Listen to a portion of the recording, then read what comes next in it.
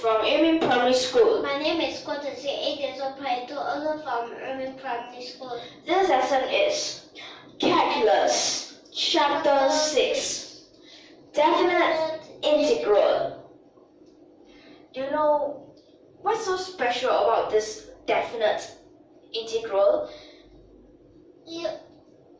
Only definite integral could be used in double, triple integral. Okay, yes, correct. For double integral, triple integral, they are all the definite integral. Yes. What type of coordinates can we use for the double integral? We have the Cartesian coordinate, also known as the rectangular coordinate, or the other term coordinate, which is the polar coordinates.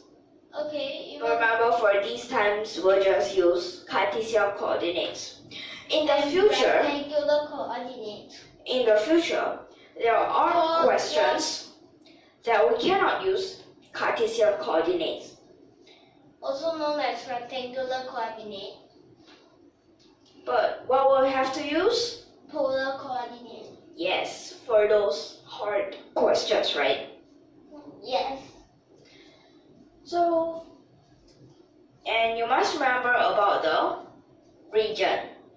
You must know which region are you finding, right? Yeah. So right now we can have an example like this, and just to tell you that D is actually the region, which is for those boundaries. Okay? Okay. So first for this, do you know what does this graph look like? So we'll draw it out.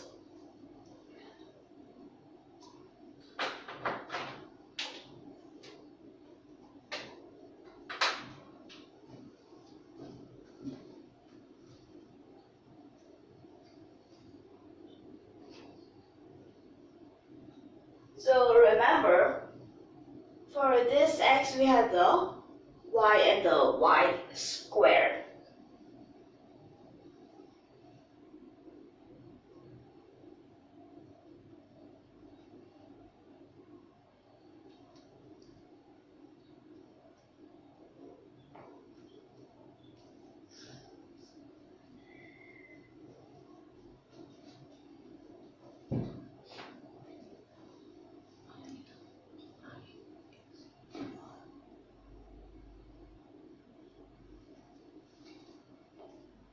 And remember, for this y, which is actually from 0 to that 1.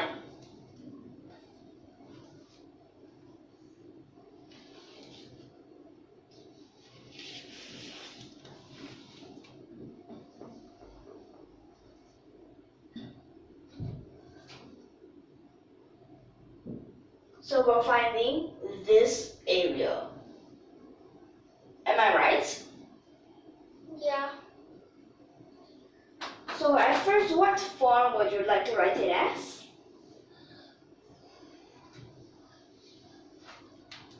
So what form can we write it as?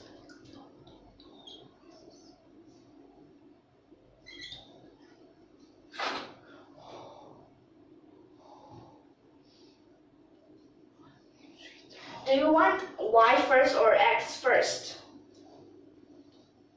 So y.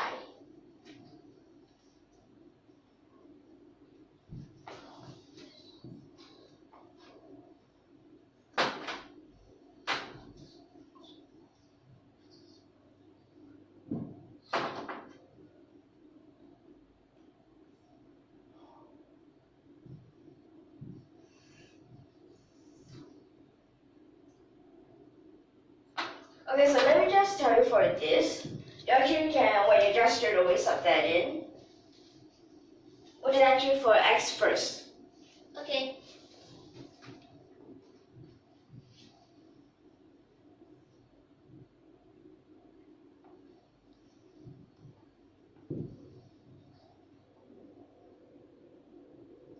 So this you need to go from left to right?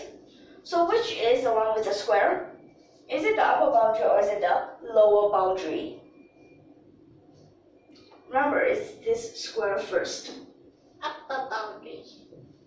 Lower boundary.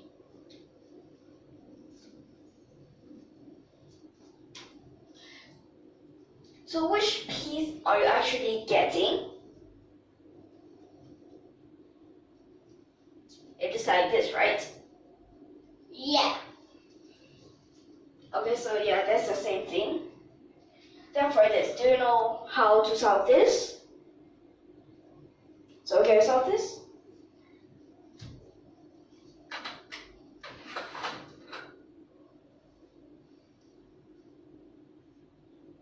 Remember, this part to this x is actually just a constant. Wait, where did you get that? Wait, so for this part, as for this dx. Don't forget about this. So remember first, cosine y times this y, which is a cosine y.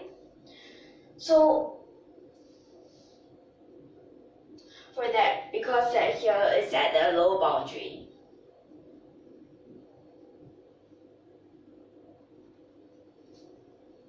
are you sure? Yes.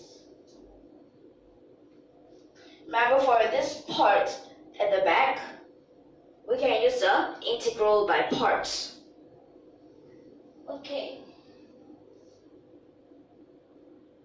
And also, when you first see this, you cannot use that partial fraction, integral by parts. Try to put it. Remember, this is actually when it is the other way around. If it is still y here and x here, you cannot use the partial fraction, you cannot use integral by parts, you also cannot use the substitution. Don't forget to sub in.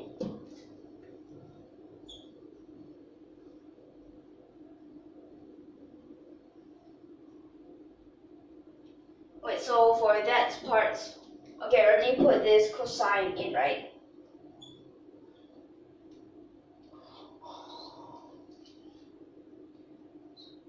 Wait, remember, reverse. And also, how could there be an x?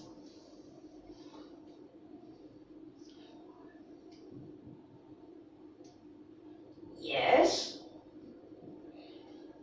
Then continue.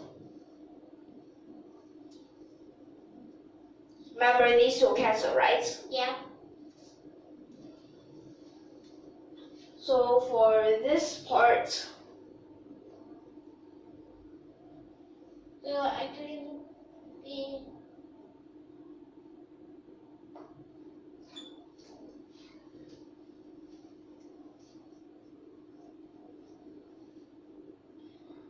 okay, so when you sub in this, so you put that positive in front. So we just need to check what number is this. it does about because it could be a So it is actually a 0.4597. Round off.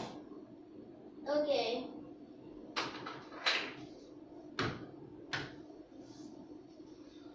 So remember, for this, when you have this graph, it's actually very important to have this. What is it? Like you draw this domain. Okay, even though you may think that last lesson, when we said that cannot use integral by parts, but for this lesson, we can use integral by parts, but not at the first place, at the very last place. Okay, so This question line again. so what is it that you want to say? At the first place, you don't straight away use the integral by parts, but at other places, you can use integral by parts Yep. or partial fractions or substitutions. Yeah. And remember, this is only what kind of coordinates? Yeah, just actually. Cartesian coordinates. Yes.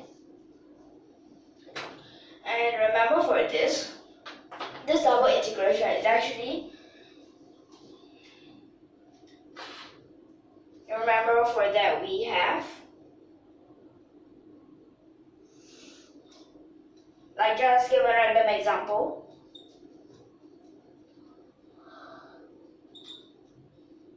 So here can be anything, right? So let's just take, for example, it's the cosine y over y. So for this cosine y over y, we can actually apply it in other subjects. For example, if it is the charge density. So that means for the charge. Yes, so this times together is a charge. What about the energy? Energy density times together energy. Mass density Times together mass. So you see, we actually can apply these in physics, right? Yeah. So far for all of these, are you clear? Yeah. Do you have anything to say before we end? If you like our video, don't forget to click the subscribe button. Okay, so see you in the next lesson. Okay. Thank you for your watching.